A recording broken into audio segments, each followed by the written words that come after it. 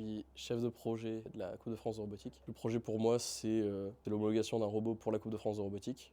L'homologation, c'est respecter un nombre de règles qui décrivent comment doit être le robot. Alors moi je suis au pôle mécanique, on s'occupe de la conception physique du robot. Pour faire une pièce d'abord on modélise chaque pièce différente sur un fichier et ensuite on va venir les assembler dans un fichier qui regroupe toutes les différentes pièces. Ça permet de voir comment est-ce qu'elles vont être gérées ensemble et la place qu'elles vont prendre. Ça a été vraiment une expérience où chacun avait des besoins et avait des envies et qu'il fallait qu'on se mette tous ensemble d'accord pour créer un seul et même élément qui corresponde à tout le monde. Pôle ELEC, son but c'est de créer des cartes ELEC. C'est un peu le cerveau du robot, c'est ce qui va la mémoire du robot. Il va vouloir envoyer des informations à tous les différents composants, les capteurs, les pompes, ce genre de choses. Et donc pour faire ça, on va avoir besoin de cartes.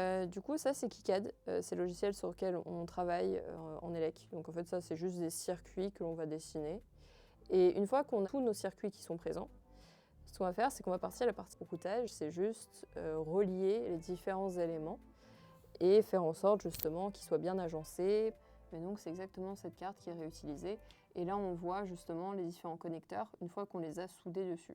Je suis au pôle programmation haut niveau. Notre but c'est de créer l'intelligence du robot de façon à ce qu'il puisse réagir aux données qu'il va recevoir de son environnement. Aussi potentiellement comment est-ce qu'il va communiquer avec les autres robots. Par exemple le robot là il a un lidar. C'est un laser qui tourne, ça permet de savoir la distance à laquelle sont les objets autour du robot. Je suis au pôle bas niveau. Nous, on va s'occuper de tout ce qui est la programmation bas niveau, donc en C++. Globalement, ça va servir à parler aux moteurs, aux actionneurs et aussi aux capteurs du robot. Concrètement, tout aurait pu être fait sur un des deux niveaux, donc en bas niveau, en haut niveau.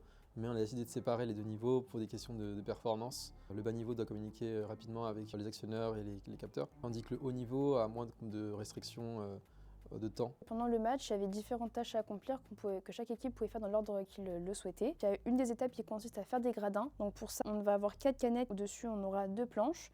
Et le but, c'est de faire un gradin et de faire plusieurs étages. On a aussi des petits robots qu'on appelle les PAMI. Qui intervient sur les 15 dernières secondes du match. Pour faire la fête sur le spectacle qui a été préparé par le gros robot. En fait, je trouve que c'est un événement assez enrichissant. En visitant les différents stands, j'ai vu plein d'idées de PAMI, même de robots, de formes auxquelles j'avais pas pensé. Le plus gros défi, ça a été de se confronter à un vrai projet avec un travail en équipe. C'est ce qui apportait le plus à la coupe, c'était l'expérience et le retour des autres équipes plutôt que de la nôtre. Chaque équipe avait un peu sa propre personnalité dans leur robot. Ce qui était assez bien, c'était vraiment de pouvoir rencontrer les autres équipes et de voir vraiment les différentes solutions qu'il y avait. J'ai beaucoup appris, que ce soit des compétences techniques comme la programmation. Et globalement, j'ai appris beaucoup de choses et je ne peux qu'en être contente.